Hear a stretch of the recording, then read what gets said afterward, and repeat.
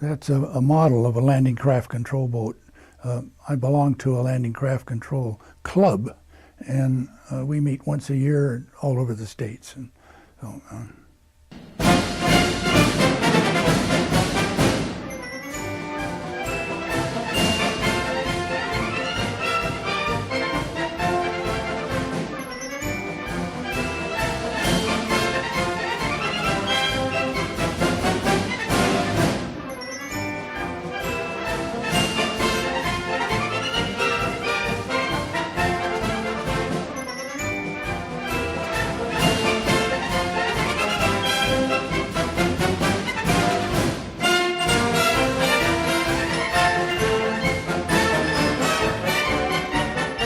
Today is January 26, 2006.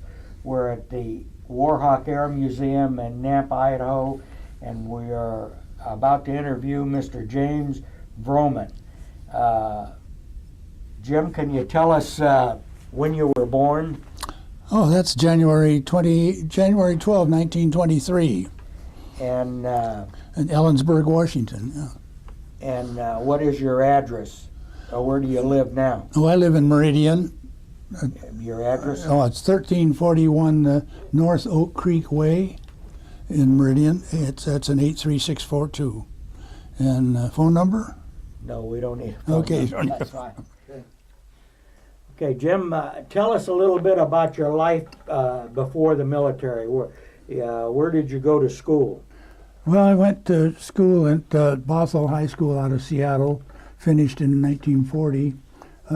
Went to University of Washington for one semester, and one of the courses I was taking was surveying, and the Army engineers needed surveyors about that time. This was 1941, and so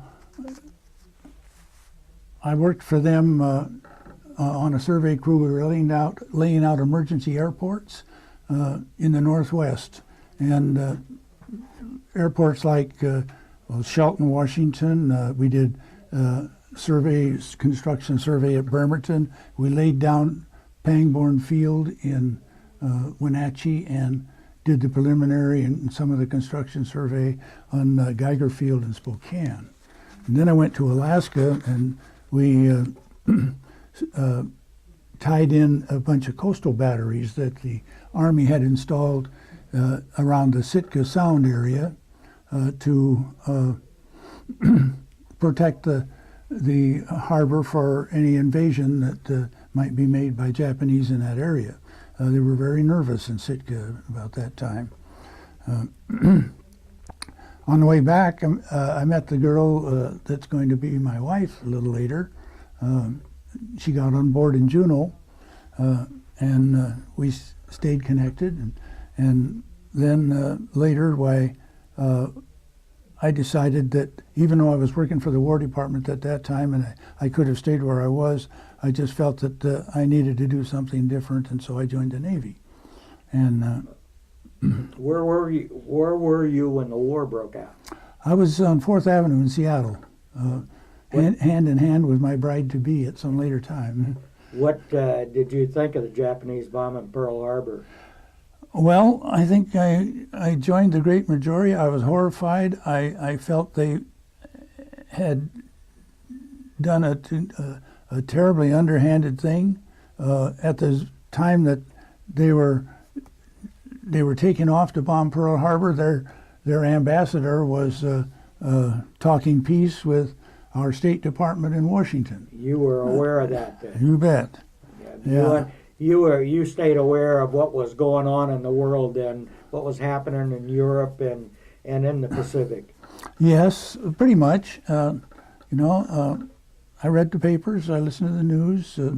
I was pretty much interested in what was going on, and so I felt that I might be able to do something in the Navy. And I had not had any electronic experience at all, but they selected people for radio technician positions because the Navy chiefs, who had always taken care of the radio gear in the Navy, were suddenly overwhelmed with all of this new equipment that was being designed and installed on their ships.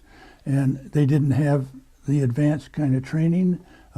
They could handle their regular radio receivers and transmitters that they had on board ship, but not the new radars and sound gear and direction finders and various other equipment. So the Navy developed this new radio technician. And by taking the test and passing some math tests, I was informed I could join as a radio technician second class. So I took boot camp as a second class petty officer in Bremerton. And then we went to Chicago, and there were a group of 300 of us by then met there, and we were living in the Naval Armory down at the foot of Rush Street in Chicago, great Liberty town. And so we took some more math there. Then 3 months later, we moved to Stillwater, Oklahoma, and that was the Oklahoma A&M. And they had a good radio lab and a fine electrical and electrical motor and generator lab there. So we got a lot of hands-on experience for those 3 months. Then on to Treasure Island in San Francisco Bay. And while there, we learned all of the details of troubleshooting, installation, maintenance of just about everything the Navy had right up to the minute. We all kept a ledger. It was a fairly large ledger, and we kept all of our special circuits and everything in there, and all of our notes to ourselves is what we'd use. Well, they classified that so secret that I never caught up with me. So I never saw it again. My first, while we were at Stillwater, I can't leave this out, my sweet lady from Juneau came down and we got married. And the whole class thought that was a great event. And so it was rather memorable, but we don't have time for all of that kind of detail, I'm sure. But, and she followed me around wherever I went. She'd have to stand up on the train halfway across the country. She'd do it. Wonderful. So after school, they sent me to New London, Connecticut, and I was stationed on the USS Semmes, S-E-M-M-E-S. It was an old four-stacker from World War I, and they had scooped out one of the fire rooms and put a underwater sound laboratory in that space. And my job was to help engineers and designers from Subsig and General Electric and others who were working on designs for anti-submarine warfare detection. And so that was, I was in on some of the early stages of some of the best sonar equipment for detecting submarines. How long were you stationed there? Well, let's see, that was in October of '43, and I left there in January of '44. So, and the reason for that, this ship did two things. It not only tested this gear, but we would go out with our own submarines out of New London, where they were being built and commissioned, and we would drop depth charges near them, and so they'd get a feel for what that was like, and then they could fire dummy fish at us, torpedoes. They were dummy in the extent that they didn't have any warheads, but they weren't dummy in the fact that they had extremely high pressure air driving their motors, and if they had hit us, we could have lost the ship. But we lost it anyway, finally. First, I'd like to say I had a couple of close calls during the war, and one of them occurred on the Sims. We were out looking for Liberty ships in trouble. They'd called Mayday, along with several other small tugs and ships. We never found one, but those 3-day North Atlantic storms were really fierce. It's wintertime. We would ice up everywhere. The gun up forward would be almost unrecognizable with ice. The decks would be iced. The old four-stackers, you never were able to go from the after cruise quarters to the forward ridge stack below decks. You had to do it on the deck because of the pressurized fire rooms there. There were no railings. There was no combing. There was only a single steel cable connected to the after deck house that went to the bridge stack. And it was about 3 feet above the deck. Well, my time to go on watch, and a fellow ahead of me swarmed up the ladder to get out of this after deck house, and he left this big steel door open when he went forward, and a following sea came rushing down into the cruise quarters. So I said, well, I'll take care of that. So I run up there and I get behind this door to close it, and next thing I remember, I'm sitting in water up to my chest on the deck, spinning around underneath this wire, forward of the boathouse, looking out to the side. You see nothing but angry sea, and I had a headache and I couldn't use my right arm. And so I got a hold of the wire and I went up forward and I took care of that. But I could just as easily, obvious the wave washed me up to the forward part of the ship instead of overboard, and there would have been no way that they would have found an individual in the water in that area. So, for what that's worth. But we had just finished dropping depth charges on near submarines one day, and we came back into the dock in New London, and the officer of the deck went back to check to make sure that the depth charge racks were all secured properly, and I guess he sort of shook it and rattled one of them rolled off the stern. And it was that shallow when it went off. And it blew the end off the dock and pretty much the stern off of the Sims, and I got transferred to Norfolk. So Norfolk, I was in a repair ship there, but I was the last guy aboard, and I was only there for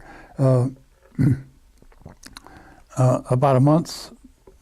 And this was what year? This was January of '44. Yeah. So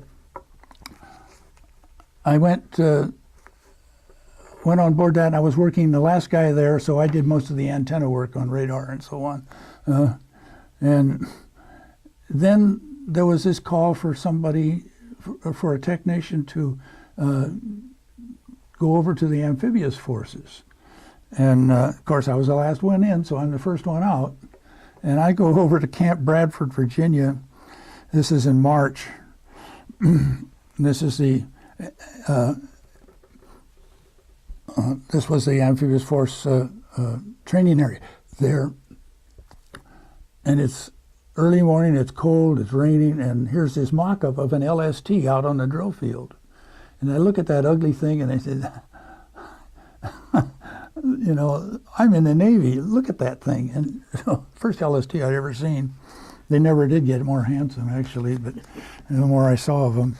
But so I asked the commanding officer there if they had anything else beside that, and he says, well, it just so happens that we do have.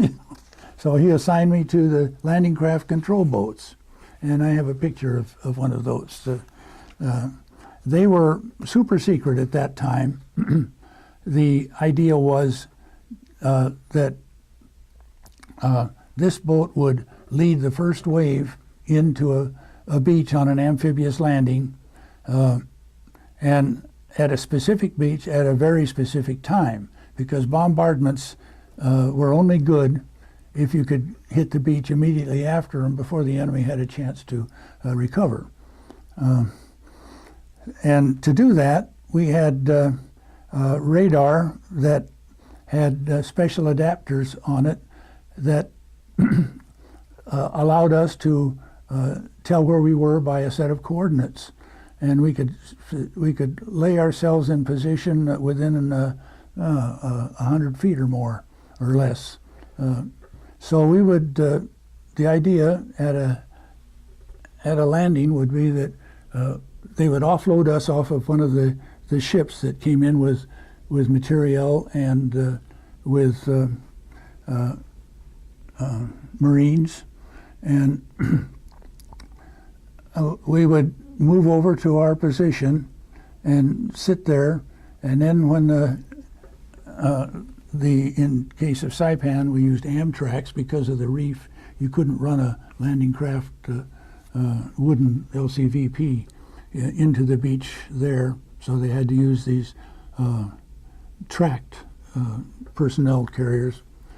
And so we would get them lined up with us, and then we would, at the right time, we'd drop a flag and we'd all head for the beach. And we'd go up to the reef, and we would stop there at the reef and anchor, and they would clamber on over. So we had a way to allow the Navy to communicate with the Army and the Marines, which they did not normally have at that time. The Army and the Marines had FM small portable radios that they carried, and the Navy had amplitude modulated or AM radios, and they couldn't talk to each other. There's all these ships sitting out there full of freight, ammunition, people, and there was no way for them to know or how to respond to the needs of the Marines. And so this became our function once the landings were completed. We would relay requirements from the Marines to the ships. They would send in probably LCVPs by then.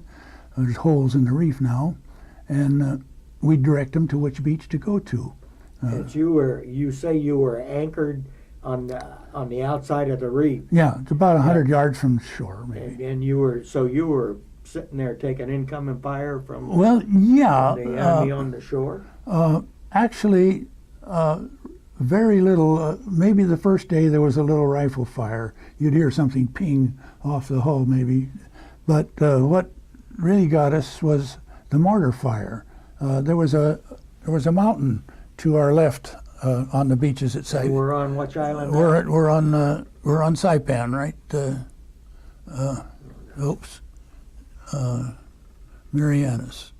The Japanese had tunnels in this mountain, and they had rails installed in them, and they could load a mortar in a central cavern, send it out on one rail, fire it, it'll come back, they'd load it again, send it out on another one and fire it. And so they were hard to spot. And the way that seemed to work every time was that we'd be doing our thing, communicating, whatever, and there'd be this karumph nearby, and the fellow that was closest to the anchor line, and it was just a rope, would take his K-bar and cut that rope. The closest fellow to the engine room would charge down there and hit both starter buttons. The fellow closest to the helm would wait until the engine started and go full bore. And we would be out of there. Maybe there'd be one mortar would fall to one side, the next one would fall to the other side, the third one often very close to the middle, but we wouldn't be there anymore. So one of our boats, there were 7 or 8 of our boats there at Saipan, for example, and one of them was hit, and we had a couple of casualties on that, but other than that, the rest of us did very well. Then from Saipan, where did you go? Well, I had one other incident at Saipan I thought I ought to include here. Yeah. We were getting kind of bored. Later on, things quieted down a lot, and there were a lot of ships anchored offshore and protected by destroyers sitting out beyond them. And we found a floor plate, plywood floor plate out of an LCVP that was wrecked on the reef. And it was about 3 feet wide and 4.5 feet long. So one of our boys bored a couple of holes in the forward end of that, and we rigged an aquaplane board and got the skipper's permission very reluctantly, and we went charging out around the fleet, doing our 14.5 knots with this LCC, towing one of our people on the aquaplane board, and pretty soon we got a message from the harbor master there saying, asking our skipper if he knew there was a war on. And so we quit, but we got a lot of cheers and waves from the guys on the ships as we'd go by. And, you know, it was something we could do there. If you've never experienced a landing operation, it's a frightful experience, frightening. You're scared. You're trying to keep things going, and things don't go well. We're sitting there in our position, and the bombardment's still going on. And you can look out, and here's this line of battleships going by, the same ones that shortly will be engaging the Japanese, and that's the last war or last battle of the war. But they'd be going by, and they would fire a battery of 3 of their 16-inch guns, and there would be this orange explosion with black edges, and out of it would come 3 little dots. And we'd watch those dots come, and then pretty soon they would almost disappear, and you'd hear this sound like a freight train on a wooden trestle, and they make this roaring sound, and then you could see them again as they descended to the island. These three, and now and then one of them would ricochet up, and the others would go off.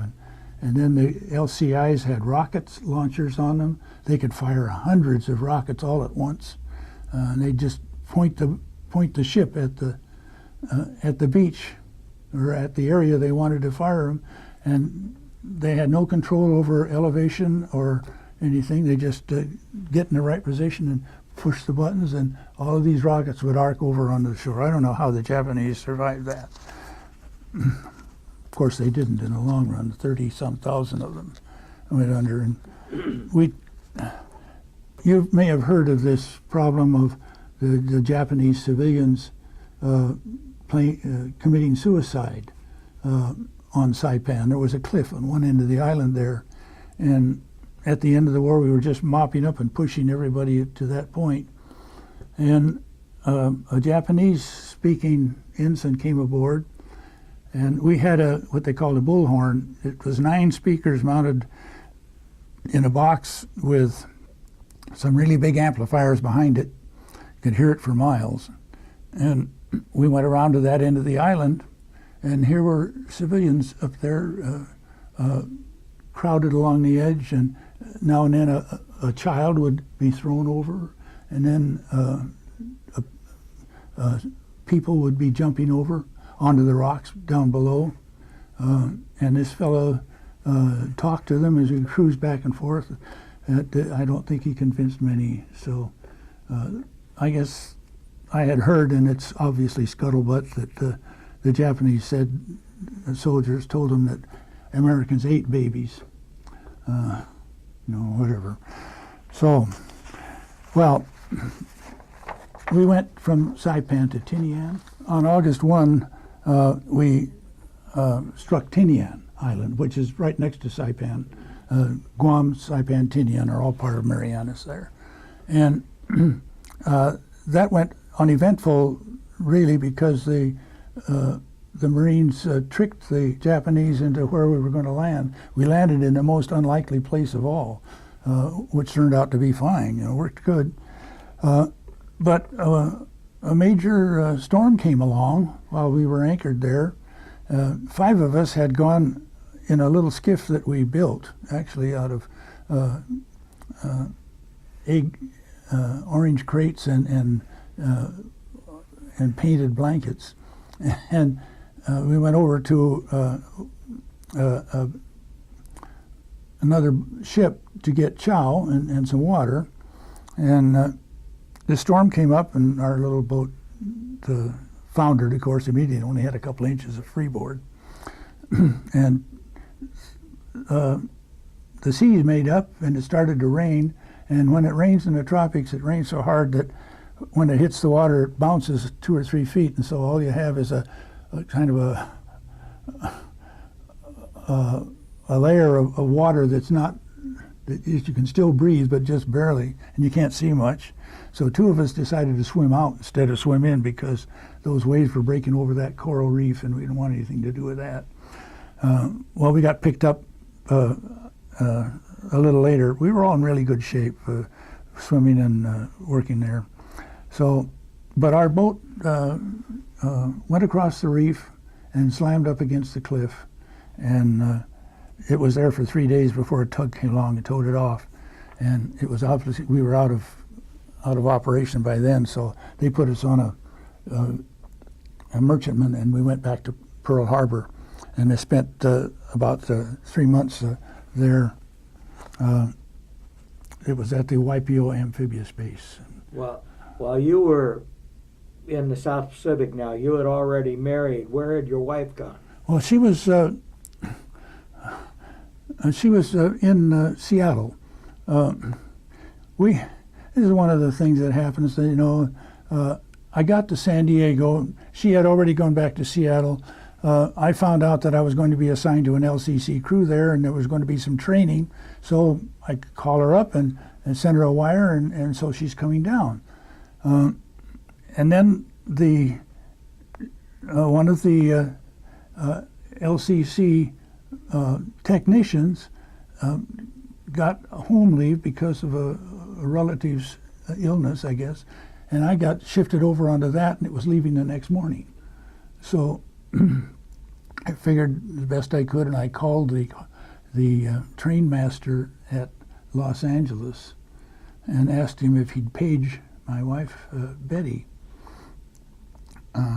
He did, and she heard it, and so we got a tearful goodbye. That's a difficult way to do it, you know.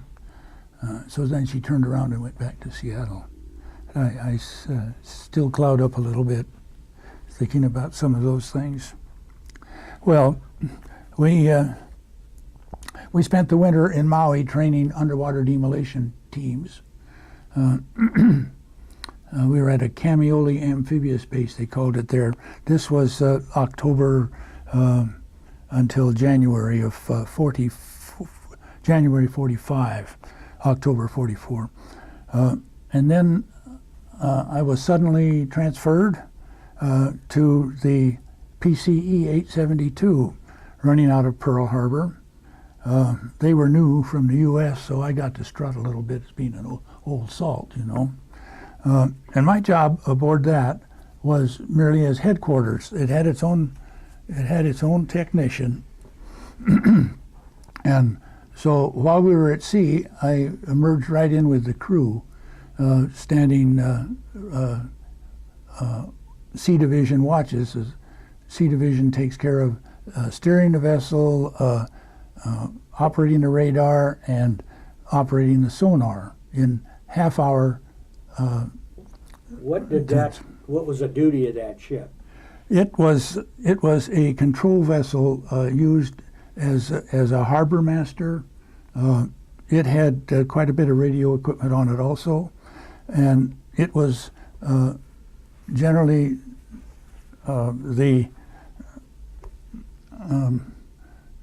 center of support and maintenance for up to 18 of smaller vessels like sub-chasers and PCs and YMS, wooden minesweepers, and all of those vessels were equipped pretty much like my LCC was, and that was part of my job. We went to Lingayen Gulf here in the Philippines, right there, and we anchored there, and my job was to get these 18 vessels ready for the Okinawa operation. And they would be doing the same thing that the LCCs had done before. It was hot all the time. You're just always bathed in sweat. You try to sleep out on deck at night, and it would rain about 5 in the morning every day. And what was the timeline of this? Well, this was February of 45. And the weather was rainy and... Well, the weather was regular tropical weather, you know. It's 120, 115 degrees, super saturated. And of course, a lot of the work is below decks.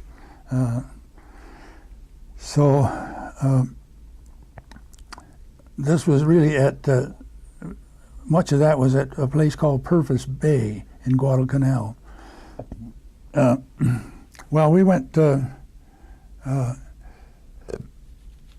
March. We went to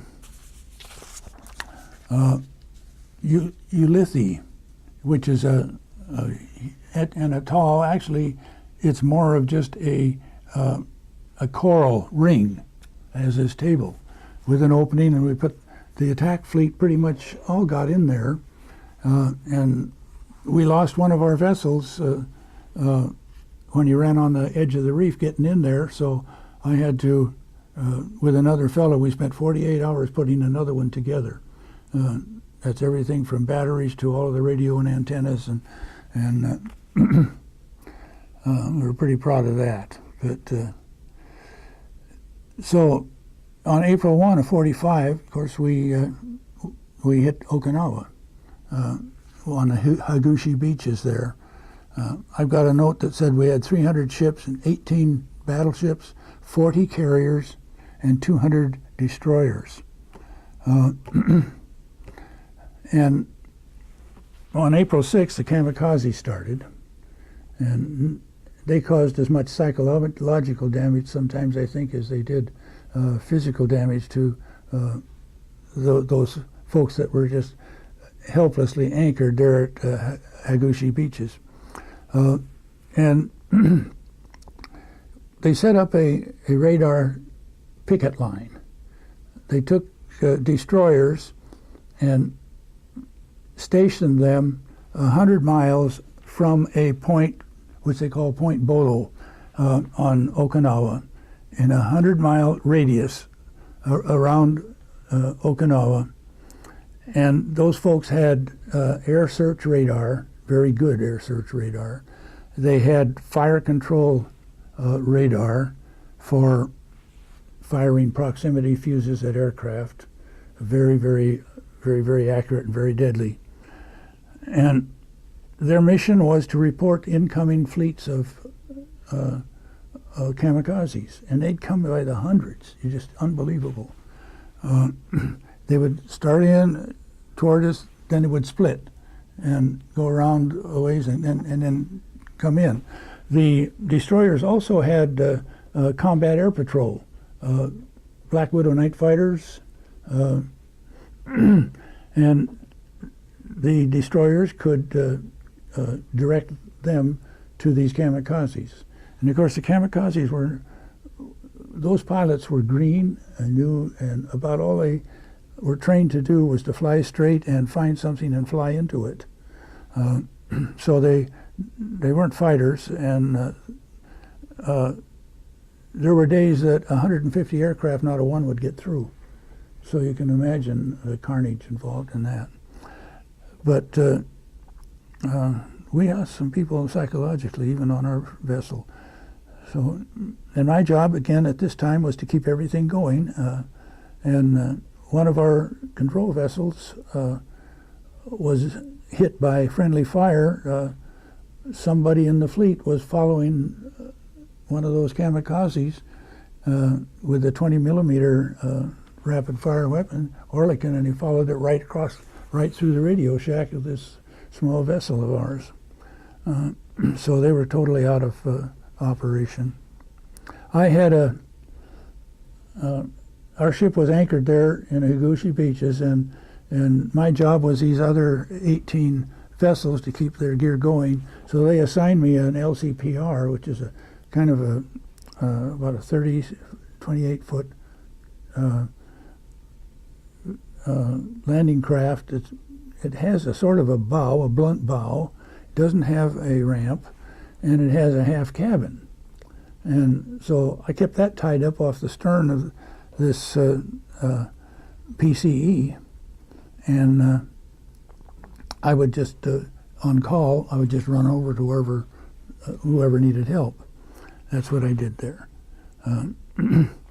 Remember that the Yamato, their huge battleship, was basically on a suicide mission. It came out of Japan with enough fuel for one way. It had a fleet of support with it. And April 7, it was sunk with all hands, along with a lot of its support vessels.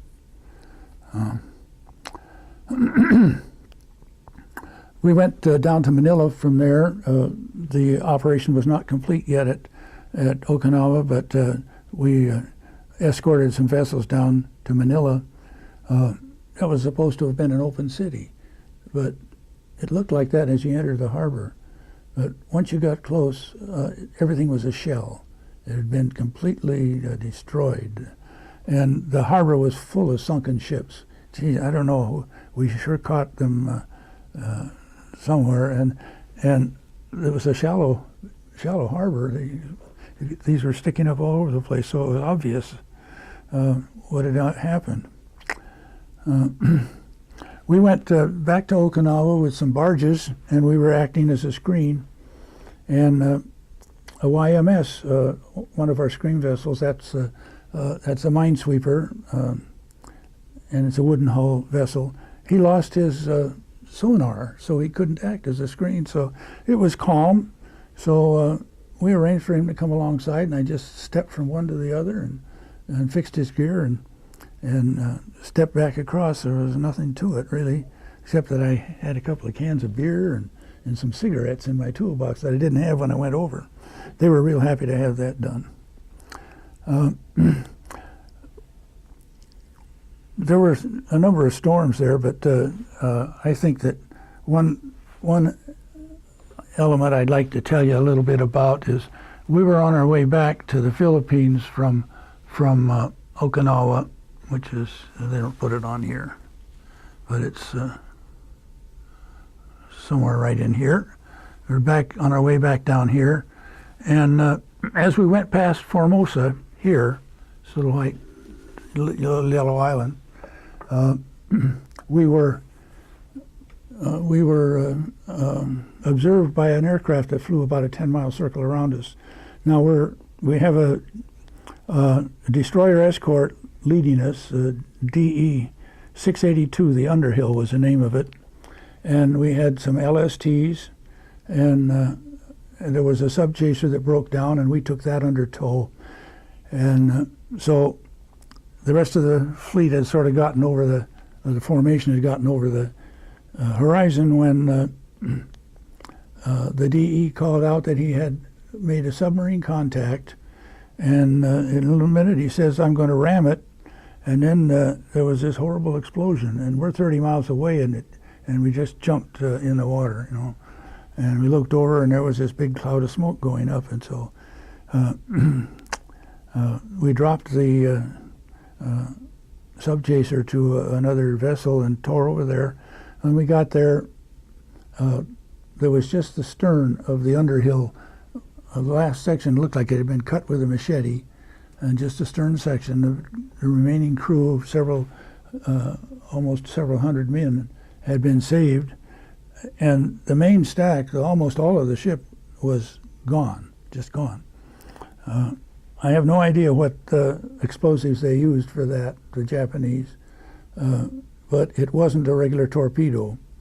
And it reminded me, of, we lost the Indianapolis, a cruiser, on its way alone down to the Philippines, and it sank very quickly, and the captain later, I think, was chastised for that. but I'm wondering if it wasn't some exceptional or new formula of explosives that the Japanese had come up with during that time. Well, I made chief radio technician while we were en route from Lady Gulf down to Manila. We were in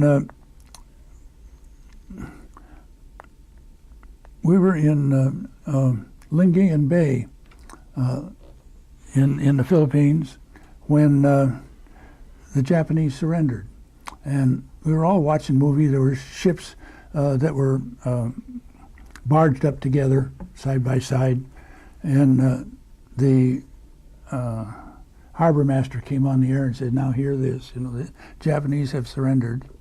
My, what an emotional moment that was. Were you preparing, or were you involved in the preparation for the invasion of the Japanese? Very much so. Very much so. Yes. Yeah, it was a 2-inch thick document entitled "Downfall," code name "Downfall," and we were assembling the attack fleet at that time. And actually, we went right ahead and followed the plan, even though there was no opposition. We moved into Wakayama Bay on Honshu with 2 divisions of Army and Marines, and all of the material that goes with them, unloaded them there. And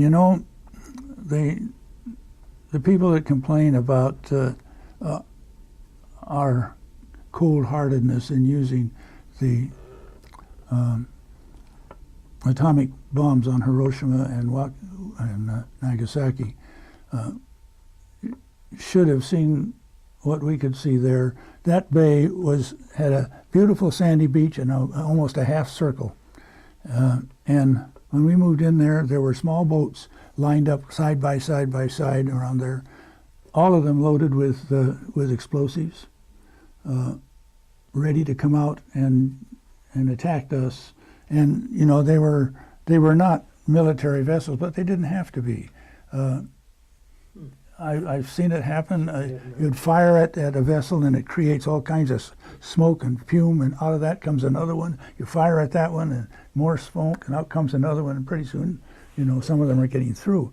And we would have expected that throughout the entire Japanese population on all of the islands. As it was totally amazing. When the emperor said stop, everybody stopped. So now the end of the war is here. What happened? What did you do?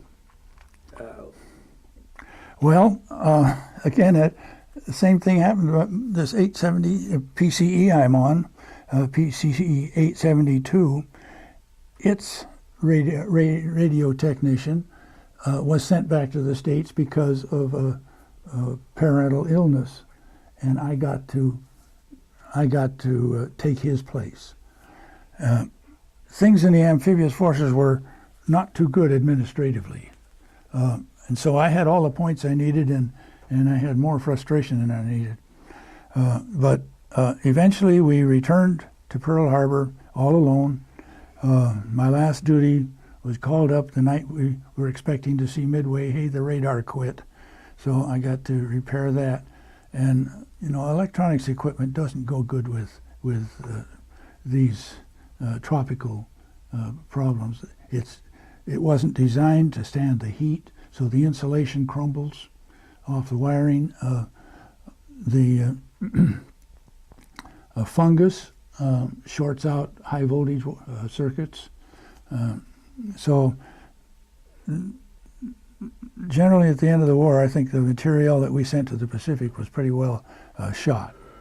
Well, we got back to Pearl, and my last duty was on that radar, and then waited a few days and got back to San Francisco on the Maryland. I'd been right alongside the Maryland in Okinawa when it was hit by a kamikaze, but it obviously wasn't damaged that badly. And we went then to San Francisco, and I remember sitting there in the chief's cruise quarters, wondering if I was going to get home for Christmas, and here's this song, "I'll Be Home for Christmas," playing on the intercom. And this was what month? This was December 9 of 45, and well, early December. And they put us on an old rust bucket that was going up the coast to be scrapped and back to Bremerton. And then I was discharged on December 9. The Navy kept saying they wanted us to come back, they wanted to come back. I'd had enough of that. What did you do with yourself after the war? Well, they talk about people having, Vietnam vets particularly, having a problem psychologically with getting back into the swing of civilian life. It's no different in any war. I'm sure any of you veterans feel the same way. Coming back was a mountain to climb. You had to completely sort yourself out. You didn't really make many plans while you were overseas because there might not be any plans to make. So I fiddled around. One thing I wasn't going to do any more technical work or radio work, and I wasn't going back to Alaska with my bride. So, I ended up packing up rags to send to Asia somewhere, or some warehouse. I even went to work for Aetna Insurance. I was a secretary to an underwriter. I could type about 60, 65 words a minute clean. And so I could just type when she was dictating, I decided I didn't want to do that. So 3 months later, we ended up going to work for the Federal Aviation Administration as a radio technician in Fairbanks, Alaska. The Navy told me that they told us that they'd given us a $10,000 education, and we all poo-pooed that. Turns out it was worth a lot more than that, because I spent the next 29 years in Alaska as your family was your girls, or you said you had two girls. They were born there. Yeah, they were born one in Fairbanks and one in Juneau. I was stationed in bush stations around Alaska for a while. Finally got into management, and I ended up as a maintenance program manager for all of Alaska the last 5 years I worked for them. Did you use any of the GI Bill when you... Yeah, I learned to fly. I got my pilot's license, and it was a nice thing to have if you're working for the Federal Aviation Administration. And later I used it. I got an instrument rating and a commercial, and I would fly myself all over Alaska. We had some 30 stations around off and on, and I'd try to get to every one of them every 6 months. And so that was a lot of personal flying. And, well, Jim, I want to thank you very much for coming in. This was a great interview. You had were a great, you're a hero from my standpoint. What you went through and how you came out of it. You just were great for the nation and great for the rest of us. And I want to say thank you. And one of the things I forgot when we started this, I'm the interviewer, and I'm Al Musia, and the cameraman is Al Pelch. And we can close the interview now. Well, that's APA 7, Fuller. Took us out of San Diego to Honolulu. That's the USS James O'Hara, APA 90. Honolulu to Saipan.